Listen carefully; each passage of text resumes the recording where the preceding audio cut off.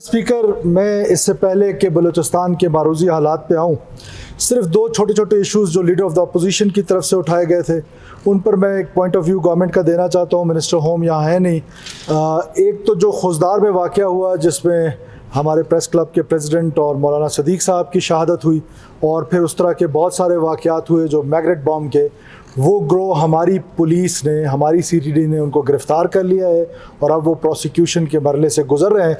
अल्लाह करे कि हमारी अदालतें उनको सज़ा दें। वो तमाम लोग गिरफ़्तार हो चुके हैं जिन्होंने खुजदार वाक़या किया है। इसी तरह जो उमरानी साहब का वाक़या है उसके भी मुहर्रकात जो हैं वो उनको बड़ी बारीक बीनी से देखा जा रहा है, और मैं आपको यकीन दिलाता हूँ इससे पहले भी 3 से 4 लोग अरेस्ट हैं इस वाक़े में। मज़ीद भी इंशाअल्लाह ताला बलूचिस्तान की पुलिस के अंदर ये कैपेसिटी मौजूद है कि वो जो इस तरह की किलिंग्स हैं उसके ख़िलाफ़ जो है वो एक्शन भी लेगी, और इंशाअल्लाह आपको सेटिस्फाई भी करेंगे, आपके साथ मुलाकात भी करेंगे, और जो वर्सा हैं उनकी सेटिस्फिकेशन की हद तक इंशाअल्लाह ताला हम जो है कातिलों का पीछा करेंगे। जनाब स्पीकर, अब मैं आ जाता हूँ बलूचिस्तान के जो हालात हैं। दो किस्म के चैलेंजेस हैं हमें लॉ एंड ऑर्डर के हवाले से। एक तो जो रेट ऑफ द स्टेट गाहे बगाहे कम होती गई और उससे ये ऑर्गेनाइज्ड सी क्राइम है जिसमें चोरी है, चकारी है और कत्ल है, डाके हैं। अब ये मैं इसको इतना बड़ा चैलेंज नहीं समझता हूँ। गो ये हुकूमत के लिए चैलेंज है और हमारा फ़र्ज़ है कि हम इंशाअल्लाह ताला इस पर भरपूर तवज्जो देंगे और अपनी पुलिस और अपनी पुलिस लेवीज़ को इस कैपेबल बनाएंगे कि कम से कम वो जो लॉलेसनेस है इसके ख़िलाफ़ एक मुकम्मल किस्म का हर ज़िले में जाकर काम करें, और पुलिस को डीपोलिटिसाइज़ करना पड़ेगा। जनाब स्पीकर, इस हाउस की सेंस है अगर पुलिस को डीपोलिटिसाइज़ करना है तो फिर मुकम्मल करना पड़ेगा।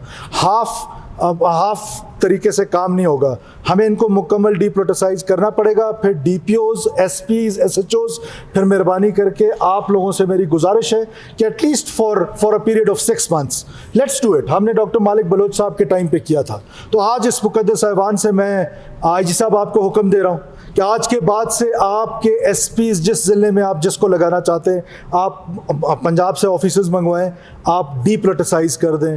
कोई पॉलिटिशियन आपको नहीं कहेगा कि फ़लाना एसपी लगाएं, फ़लाना वो लगाएं। अनटिल एंड अनलेस कोई ऐसी शिकायत हो कि जिससे खुदा न खास्ता किसी एमपीए की जो इज़्ज़त है उसको मजरूह किया जाए, किसी शहरी की इज़्ज़त को मजरूह किया जाए, तो फिर हम अकाउंटेबिलिटी भी रखेंगे। जहां हम आपको डीपोलिटिसाइज़ कर रहे हैं उसका ये मतलब नहीं है कि हम आपकी अकाउंटेबिलिटी नहीं करेंगे, या ऑगस्ट हाउस आपकी अकाउंटेबिलिटी ज़रूर करेगा, लेकिन आज से आप डीपोलिटिसाइज़ समझे पुलिस को और पुलिस अपना काम करे, और इस क्राइम के ख़िलाफ़ मुकम्मल ऑपरेशन बलूचिस्तान में मुझे चाहिए कि ये सड़कों पर जो है लेवीज़ और पुलिस मिल के काम करे, कि ये जो डाकू हैं, ये जो चोर हैं, ये जो कत्ल गारत हो रही है। अभी पिछले 2 दिन डेरा मुराद जमाली में फिर 2 सके भाइयों को कत्ल किया गया, इसी तरह उसका एक भाई 2 महीने पहले मारा गया, फिर उमरानी साहब का वाक़या हुआ, सो एंड सो ऑन। तो बलूचिस्तान में ये जो लॉलेसनेस है, ये जो सड़कों पर है, इसका तदराक ज़रूरी है, और आप और पुलिस मिलकर इसका तदराक करें और हुकूमत इसका तदराक करेगी। जनाब स्पीकर, बड़ा चैलेंज जो है वो मैं समझता हूँ कि जो दहशतगर्दी है, और बलूचिस्तान के कॉन्टेक्स्ट में इस वक्त अगर आप गौर करें तो 3 प्रॉन्ग हैं जिससे बलूचिस्तान के ख़िलाफ़, बल्कि पाकिस्तान के ख़िलाफ़ एक मुकम्मल मुनज़्ज़म रॉ ड्रिवन इंटेलिजेंस वॉर जो है वो हमारे अगेंस्ट शुरू की गई है। एक, जिन्होंने वायलेंस का रास्ता अपनाया है, वो वायलेंस के ज़रिए हमारे सिक्योरिटी फोर्सेस पे आम बलोच को मुखबर बनाकर, और पंजाबी जो बेचारे सेटलर हैं उनकी अगवा, उनका कत्ल गारत, बसों से उतार के उनको मारा जा रहा है।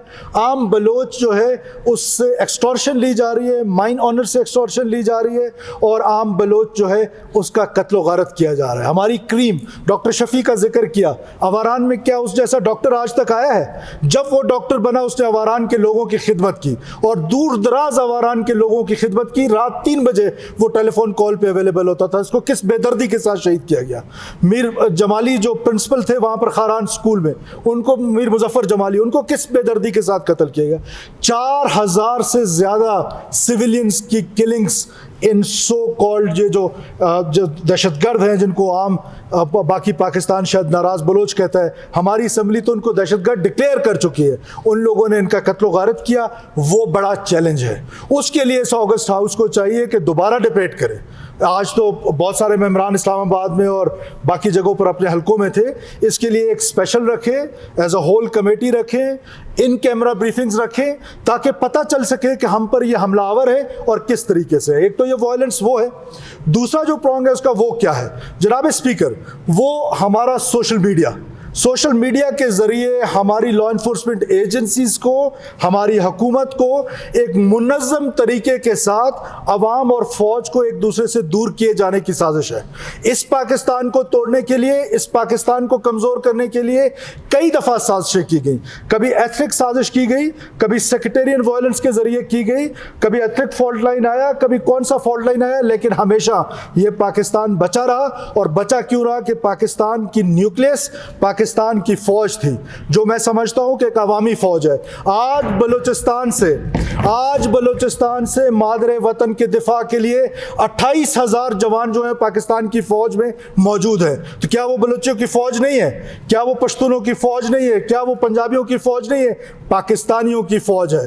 तो पाकिस्तानी फौज को और पाकिस्तानी अवाम को दूर करने के लिए एक जलगार बर्पा की गई है सोशल मीडिया के जरिए, और बलूचिस्तान में भी उसका मुकम्मल तौर पे एक हमला आवर है, एक ऑर्गेनाइज तरीके से।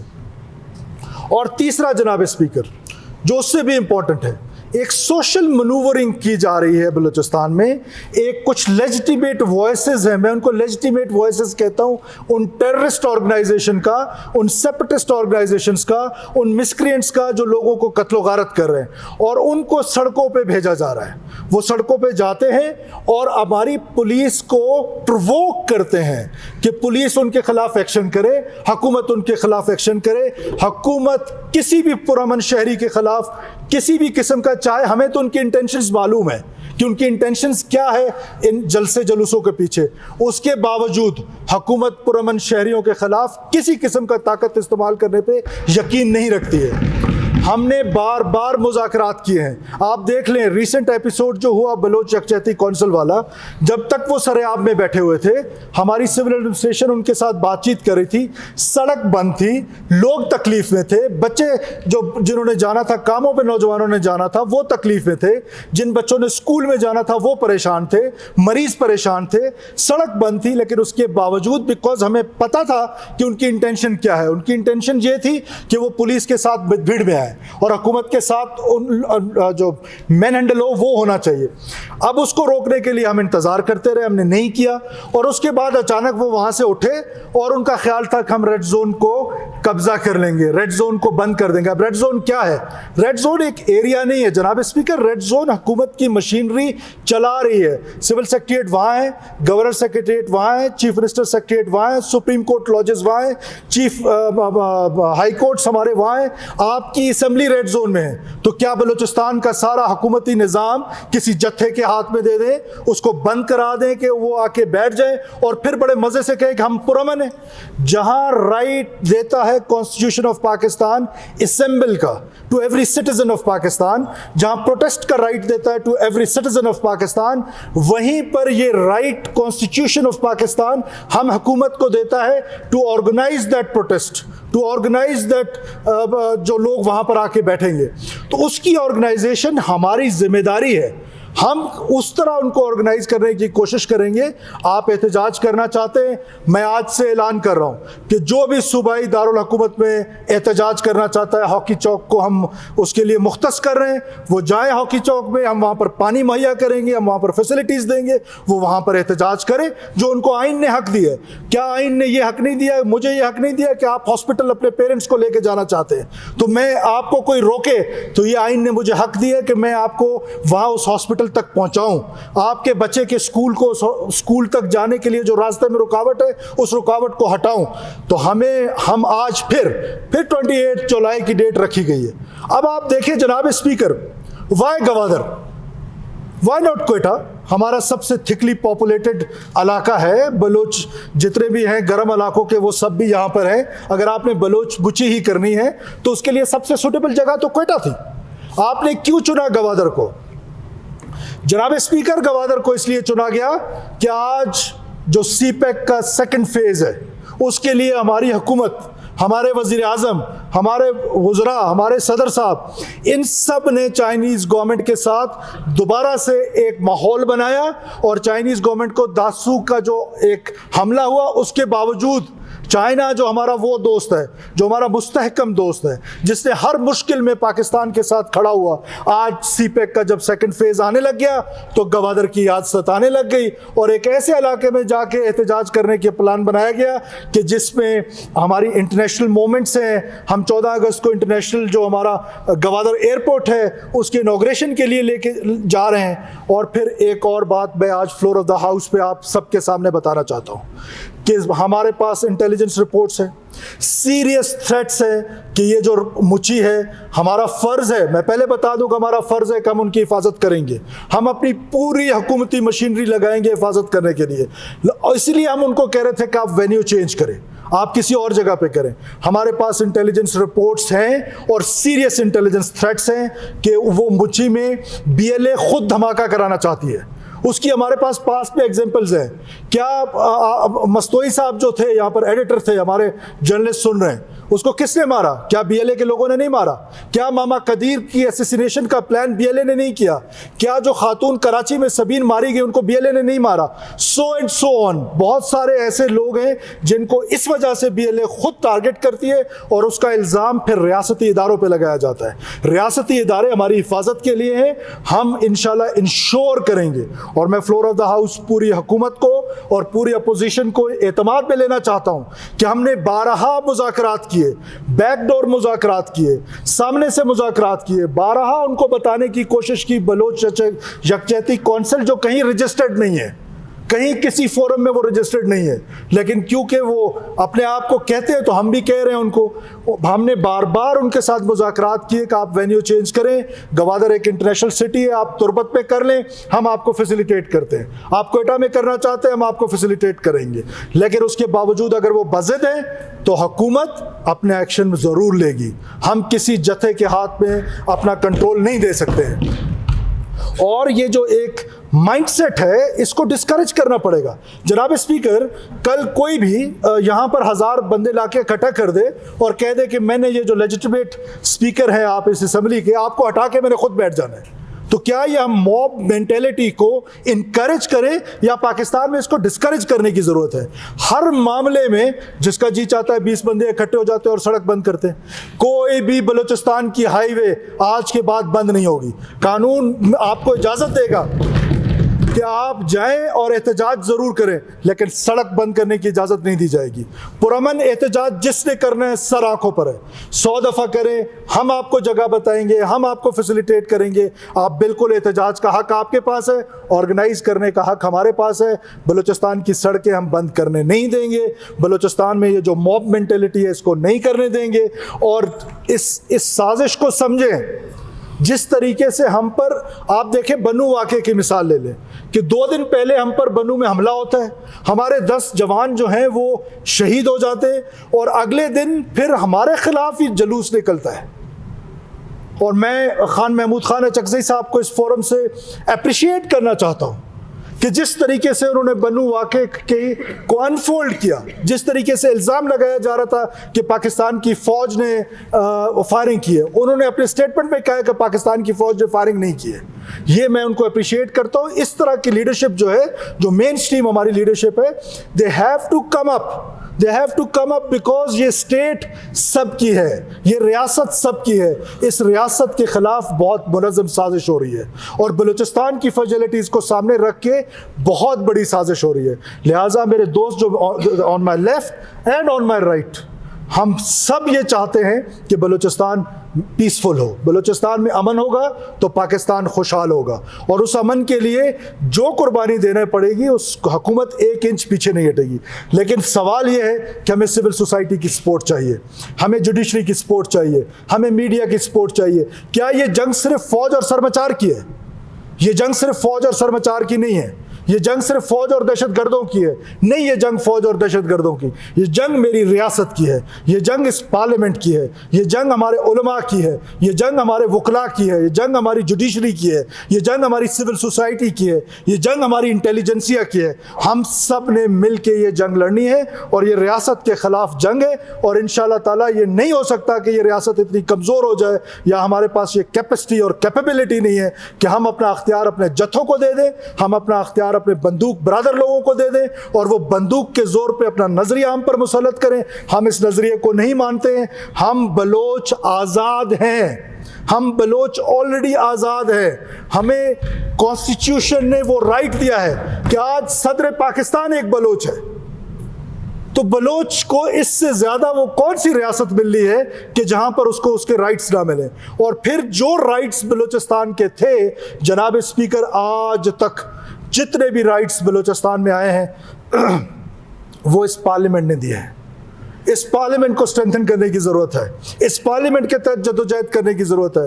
आप 1 यूनिट देख लें, जब प्रोविंस बना तो कैसे बना, उसके बाद जब 18th अमेंडमेंट आई, जो हमारे कॉम्प्रेस दोस्त जो वहाँ बैठे हुए तशरीफ रख रहे रहमत बलोच साहब, जो लोग वो मांग नहीं रहे थे, जो हमारे कॉम्प्रेस दोस्त ऑटोनॉमी मांग रहे थे, वो मांग नहीं रहे थे, उससे ज्यादा की मिल गई। तो अब हम पर फर्ज है कि 18th अमेंडमेंट के बाद हम अपने आम बलूचिस्तानी को जो उसको गले लगाएंगे। जो आम बलूचिस्तानी है, जो हमारी यूथ है, वो हमारी बैड गवर्नेंस की वजह से हमसे डिसइंटीग्रेट हुई है, वो हमारी बैड गवर्नेंस की वजह से हमसे नाराज हुई है, उस यूथ को हम गले लगाएंगे। We will go to them, we will talk to them. हम उनको रोजगार के मौके देंगे, तो हम उनको स्किल करेंगे, हम उनकी यूनिवर्सिटीज बेहतर करेंगे, हम उनके स्कूल कॉलेजेस हेल्थ फैसिलिटीज बेहतर करेंगे।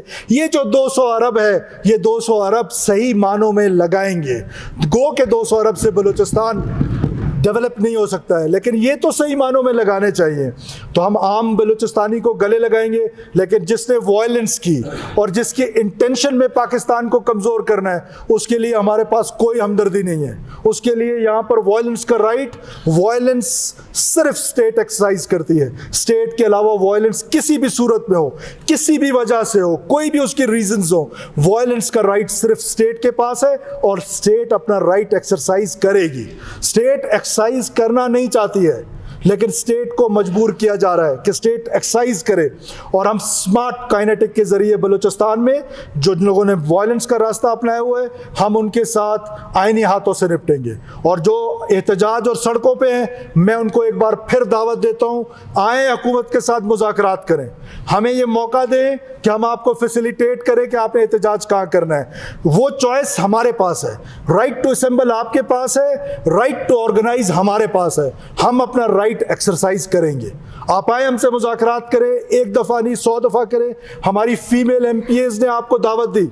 मारंग बलोच साहिबा is like a daughter to me. उनको इन्होंने हमारी लेडीज MPAs ने कहा कि आप आए हमारे साथ मुज़ाकरात करें।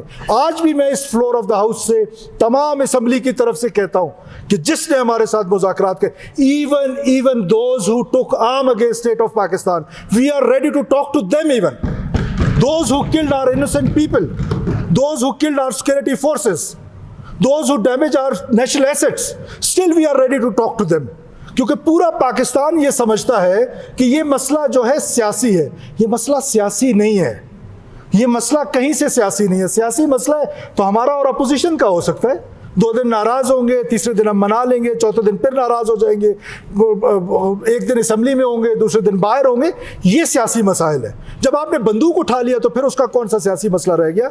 लेकिन बावजूद उसके अगर हमारे साथ कोई डायलॉग करना चाहता है, हम बार बार मुज़ाकरात की दावत देना चाहते हैं, लेकिन हम साथ साथ writ of the state establish करेंगे। ये नहीं हो सकता कि आप जत्थों की सूरत में निकले और जो रिट ऑफ द स्टेट है उसको खुद एक्सरसाइज करना शुरू कर दे। इसकी मुतहमल अब बलूचिस्तान नहीं हो सकती है, बलूचिस्तान के लोग नहीं हो सकते हैं। बलूचिस्तान के लोगों को अब डेवलपमेंट चाहिए, बलूचिस्तान के लोगों को स्कूल्स चाहिए। हमने बलूचिस्तान के लोगों के लिए स्कॉलरशिप्स अनाउंस किए, हम बलूचिस्तान के लोगों के लिए हेल्थ फैसिलिटीज इंप्रूव कर रहे हैं। जहां हम पब्लिक प्राइवेट पार्टनरशिप के साथ मिलके हेल्थ फैसिलिटीज को और अच्छा करने की कोशिश कर रहे हैं, दूर दराज इलाकों में जा रहे हैं। तो इसका मतलब है कि बलूचिस्तान के लोग डिजर्व करते हैं गुड गवर्नेंस। और जो हमारी बैड गवर्नेंस की वजह से नाराज़ है उसको हम गले लगाएंगे, लेकिन जिसने वायलेंस का रास्ता अख्तियार किया है, ये पूरी असम्बली मेरे साथ है, हम इंशाअल्लाह ताला उनको किसी सूरत में भी नहीं छोड़ेंगे। शुक्रिया जनाब स्पीकर, पाकिस्तान हमेशा जिंदाबाद।